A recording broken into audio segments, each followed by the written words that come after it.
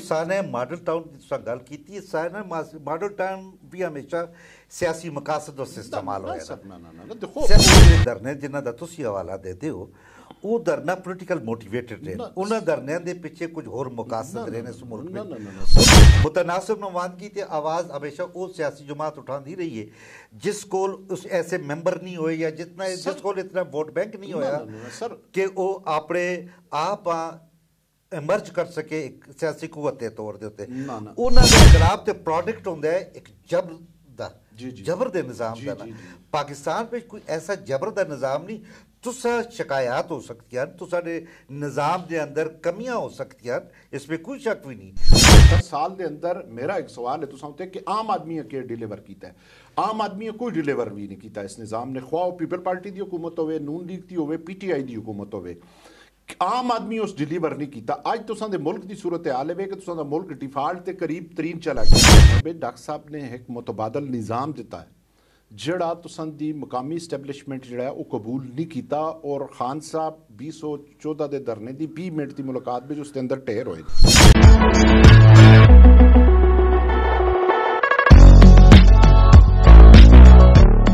नाजरीन सदाबहार TV दे programme खरियां गल्लां विच मैं तुहाडा मेज़बान आसिफ खान नाजरीन तुसीं जानदे हो कि मुल्क के अंदर सियासी सूरत हाल हर लम्हा बड़ी तेज़ी नाल तब्दील हो रही है और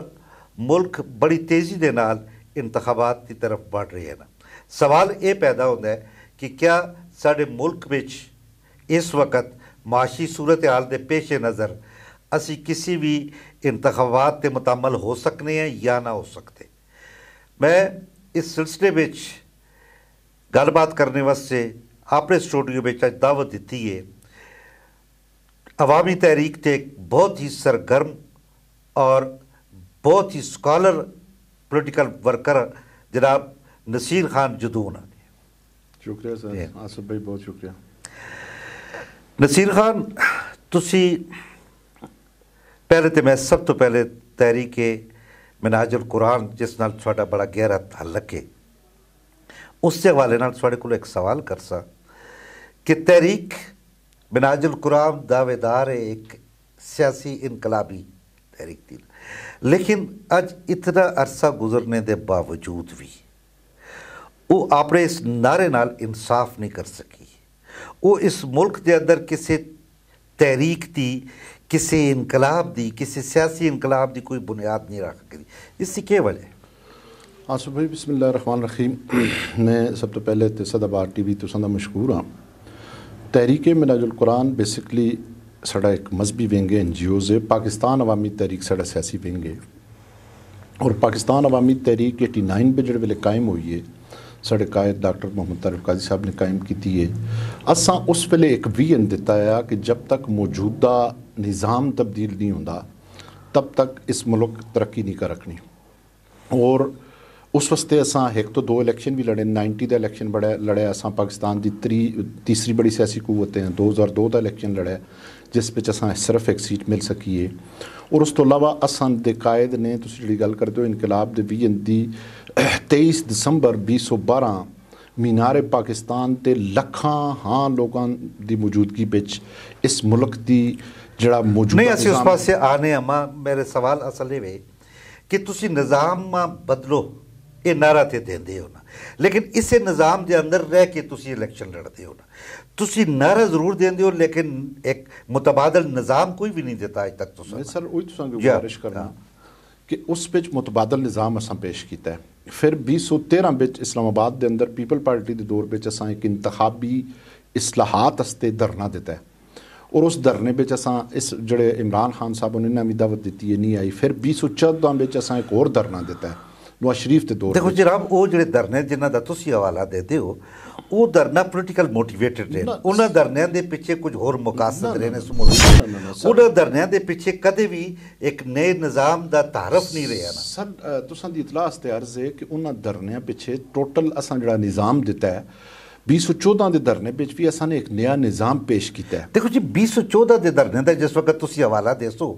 तो इस गल तुसा मनना पैसी कि 2014 बेसिकली कुछ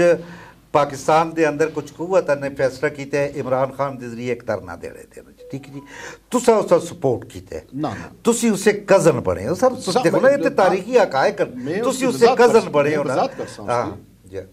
मैं वजात करसा कि बिल्कुल वो धरना बिच असी उसते कजन जरूर बने हैं लेकिन उसते और साढ़े दरम्यान जी गल तय पाई है वो ये पाई है कि असा निज़ाम तब्दील करना है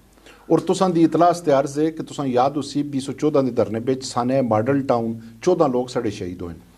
उस बिच असा ने अपनी FIR बजरी आर्मी चीफ कराई है उस तो अलावा जो वेले निज़ाम की तब्दीली की गल आई है तो डॉक्टर साहब 3.25 घंटे की जनाब साने मॉडल टाउन की तुसां गल की साने मॉडल टाउन भी हमेशा सियासी मकासद वास्ते इस्तेमाल होया ना देखो ये ते इना तुसी डिनाई नहीं कर सकते हो डिनाई चलो तुसी माए दसो कि मौजूदा निज़ाम ठीक नहीं जी जी मन के दा के निज़ाम होना चाहिए मैं चाहता बजाय इससे कि सुतेबाज करा कि क्यों नहीं होया अज तक तुसी के निज़ाम देंदे हो किस निज़ाम दे तहत इस मुल्क के अंदर तब्दीली आ सकती है मैं तुसां गल दसना सिर्फ 2 मिनट की 1 मिनट की गल है कि 2014 के धरने में डॉक्टर साहब ने एक मुतबादल निज़ाम दिता है जड़ा तुसां दी मुकामी इस्टैबलिशमेंट जड़ा वो कबूल नहीं किया और खान साहब 2014 के धरने की 20 मिनट की मुलाकात में उसके अंदर ढेर होए और अज उसका नतीजा है कि खान साहब ये गल तुसां नाल तां करने आ कि अज इकतदार तो उन्हें लत लगी वो बाहर निकले ने इस निज़ाम के अंदर तो उन्हें क्या आख्या कि मेरे को कोई इख्तियार भी नहीं है मकसद है कि एक नाकाम वज़ीर आज़म का उन्हें इतराफ़ इख्तियार ना होना इमरान खान इस मुल्क के बहुत मकबूल लीडर हैं इस पर कोई शक नहीं लेकिन उन्हें अपनी किसी भी गलतियां कदे जिंदगी में तस्लीम नहीं किया बल्कि उन्होंने तरीकाकार ये रहा है कि वह अपनी गलती किसी दूसरे के उत्ते मंड के आपे आपा साफ करने वाले हैं ठीक है इस करके ये दलील को कबूल नहीं की जा सकती 14 में तुसा ने धरने में उसका सपोर्ट की है और जिन्होंने कुवतां दे उस वक्त कुछ बकासत ए तुसी उन्हां दी नुमाइंदगी करदे सर निज़ाम दी कोई गल नहीं कीती सर देखो तुसी जड़े वेले ये चीज़ करसो तो ये गलत ओजुल सी असा अगर निज़ाम दी तब्दीली दी गल ना करा तो इमरान खान दी जगह अज असी इकतदार पे बैठे दोवां असा ने इलैक्टिबल्स कबूल नहीं किए असा मौजूदा इंतखाबी निज़ाम कबूल नहीं किया इस वजह नाल कि मौजूदा इंतखाबी निज़ाम पे जी गल तुसां कीती है कि कोई तब्दीली का चांस भी नहीं अगर मैं आखना कि डॉक्टर साहब गल आख्या है कि ना 100 इलैक्शन पे होन मौजूदा इंतखाबी सिस्टम पे तुसी निज़ाम तब्दील नहीं कर सकते हो डॉक्टर साहब ने इसका मुतबादल निज़ाम दिता है वो निज़ाम है वे कि तुसां दा मुल्की सतह उत्ते पार्टीज़ वोट मिले मुतनासिब नुमाइंदगी के तहत इलैक्टिबल्स और मरूसी सियासत इसके अंदरों खत्म हो जुलसी एक मुतनासिब नुमाइंदगी ते जमात इस्लामी में बड़ा अरसा इससे उत्ते काम किया है बड़ी आवाज़ उठिया मुतनासिब नुमाइंदगी ते आवाज़ हमेशा वो सियासी जमात उठाती रही है जिस को उस ऐसे मेंबर नहीं होए या जिस को इतना वोट बैंक नहीं होया कि वो अपने आप एमर्ज कर सके एक सियासी कुवत के तौर के उत्ते उन्होंने एक निज़ाम होंगे मुतनासिब नुमाइंदगी और फिर मुख्तलिफ ममालिक में भी असं देखते हैं कि मुतनासिब नुमाइंदगी के तहत इस वक्त शायद ही किसी मुल्क के अंदर कोई मतलब कोई कामयाब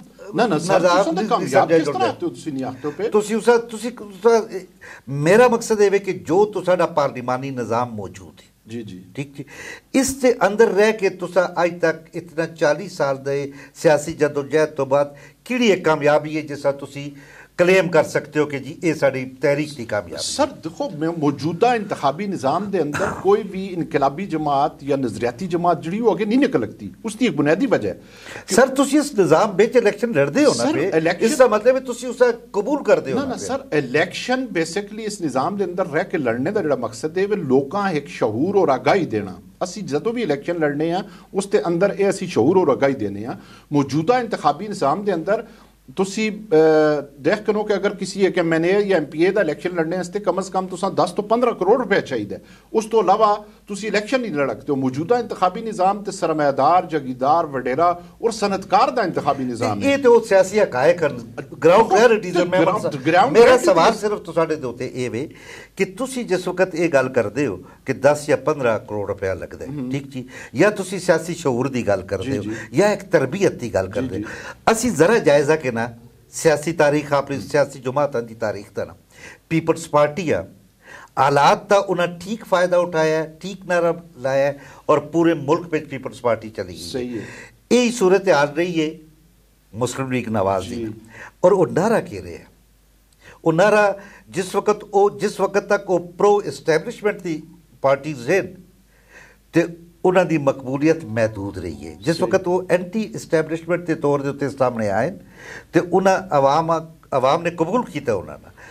तुसी अज 40 साल गुजरने के बावजूद भी अपने आप तो साडी पाकिस्तान अवामी तहरीक प्रो इस्टैबलिशमेंट की छाप नहीं ला सकी ना। तुसी इस सूरत में तुसी किस नवे निज़ाम की गल कर रहे हो? तुसी अगर ये गल करते हो तो ये हकायक ते मबनी नहीं। अगर असी प्रो इस्टैबलिशमेंट होवां तो अज असी इख्तिदार पे बैठे होवां। असी इस्टैबलिशमेंट का जिहड़ा निज़ाम है, जिहड़ी गल तुसां नाल गल करने आ कि ये तुसी आखते हो कि पीपल पार्टी या PMLN इस्टैबलिशमेंट के मुखालफ बन के इन्होंने लोगों का काम किया है। उन्हें क्या किया? मैं फिर जा सा सर, मैं फिर आ सा ज्यादा पुरानी तारीख ना कर सा 14 दे धरने वाले पास सा 14 दे धरने दे जो मकासद है या जिन्हां कुवतां दे वो मकासद मौजूद है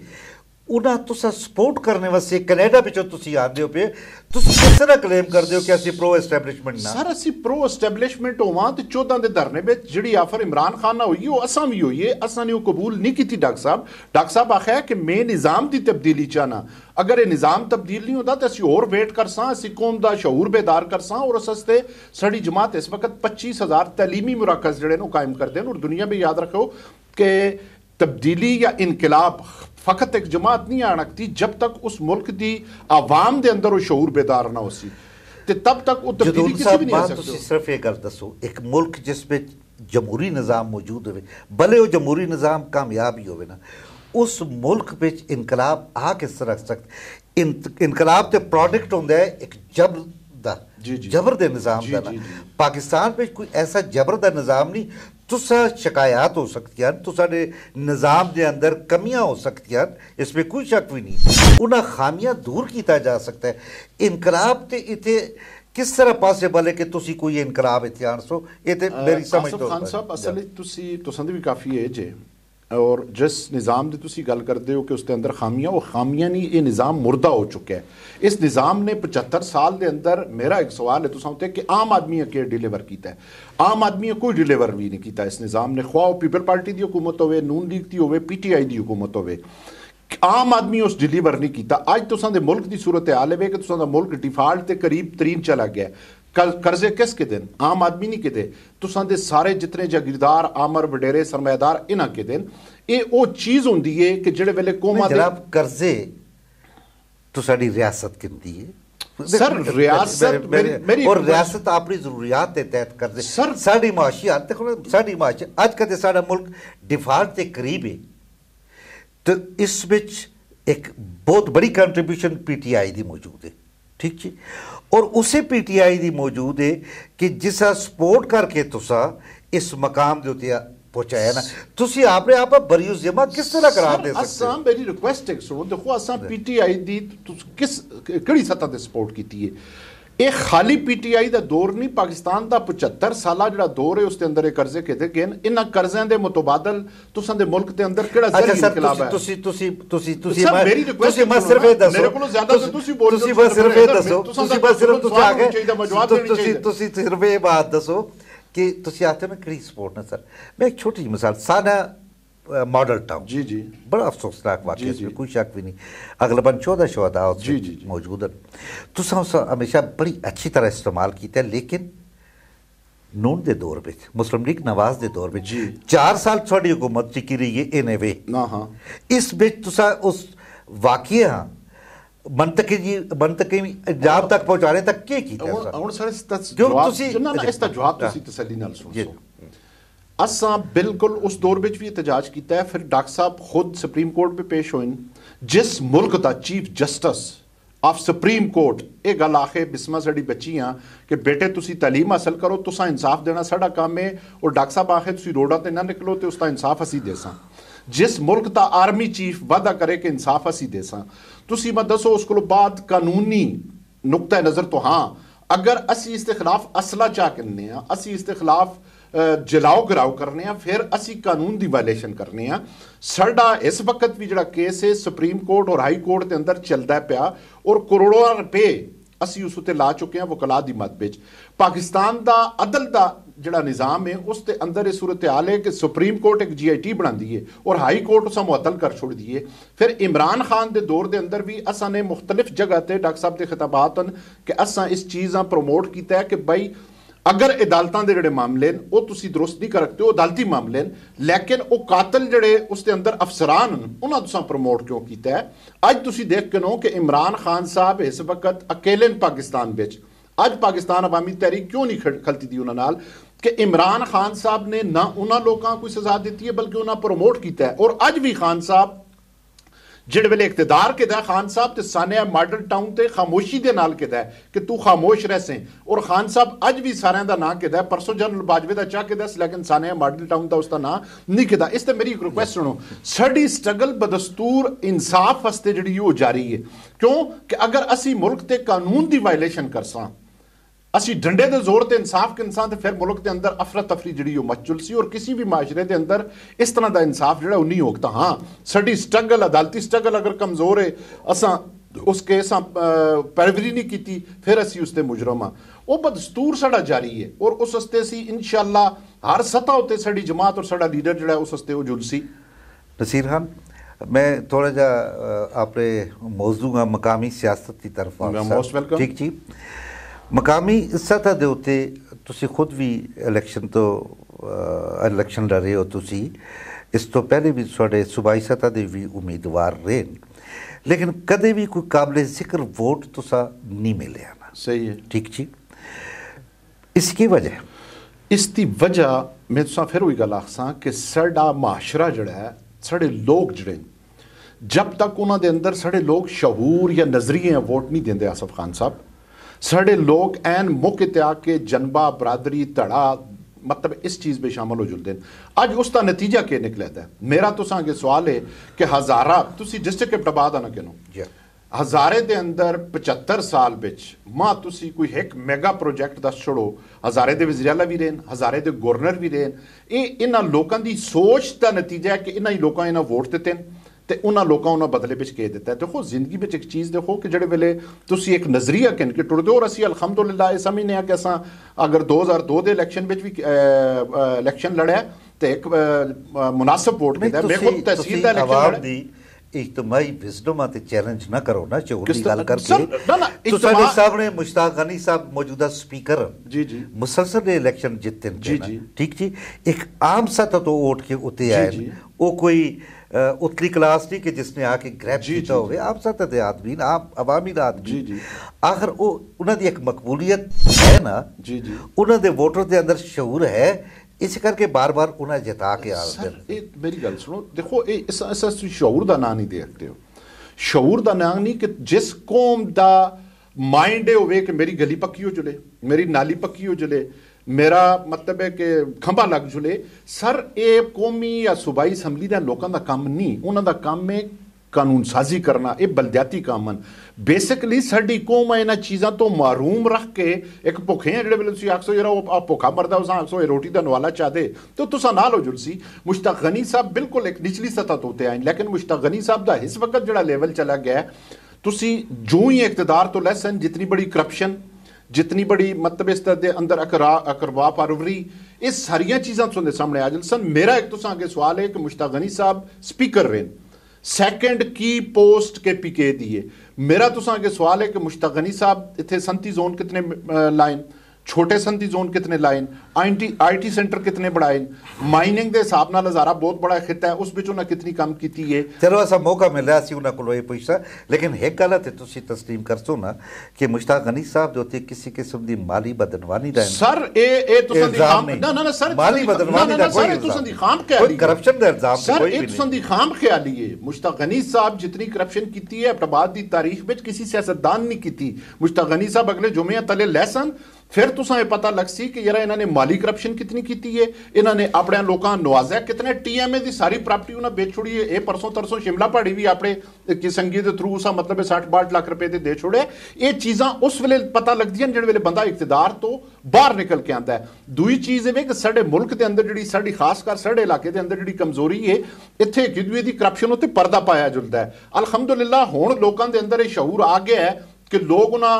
बेनकाब करसन और हर सूरत में जो सी इस गल्लां तुसीं आसिफ भाई मेरी याद रख के नो कि जो मौजूदा सेटअप पे चलता है इस ते अंदर ये सारियां चीज़ां जब तक इन्होंने लोगों को करप्शन के पैसे रिकवर ना हो सुन तुसां मुल्क अगे नहीं बदकता। और इस ते मैं तुसां एक मिसाल दे छोड़ा कि तुसां शुरू में आखिया इलैक्शन इस मुल्क के मसाइल का हल किसी भी सूरत में नहीं। इस मुल्क का हल सिर्फ एक सूरत पे है कि एक खानिस कौमी हुकूमत कायम की जुले जिड़ी कड़ा एहतसाब करे और लुटी हुई दौलत ब्यूरोक्रेट्स फौजी एस्टेब्लिशमेंट है या सियासतदान या जागीरदार उन्होंने रिकवर करसी और फिर इंतखाबी इसलाहत करके अगर वो इलैक्शन करासन तो वरना तो मुल्क मजीद अगर खान साहब आखते हैं कि मैं 2/3 भी मिल जुले मैं आखना उन्हें पूरी असम्बली मिल जुले फिर भी वो तब्दीली नहीं आन सकते। इसकी सिंपल मिसाल है कि खान साहब हम मरकज में 4 साल मिले KPK में 10 साल तो खान साहब की हुकूमत है मां तुसी कोई है ऐसी चीज दस छोड़ो KPK के अंदर कि तब्दील हुई हो। नाजरीन नसीर खान के नुक्ते नज़र नाल तुसी जिस हद तक इतफाक करो या इख्तलाफ करो वो तुसी कमेंट्स में असां दस सकते हो। बहरहाल मैं मशकूर नसीर खान जदून साहब कि तुसा मुश्ताक गनी साहब या इमरान खान या बाकी जितनी भी तुसा गुफ्तगू की उसका अपनी जगह एक वज़न है। नाजरीन मैं समझना कि नसीर खान नाल अज की ये नशिस्त जी है साढ़े इस इलाके के लोगों के अंदर एक नवी बात का जरूर आगाज़ बन सी। मैं सिर्फ इस दुआ नाल आखिर दे उत्ते इजाज़त के इंसान कि अल्लाह ताला हर एक का अपने हिफ्ज़ो अमान में रखे। बहुत शुक्रिया।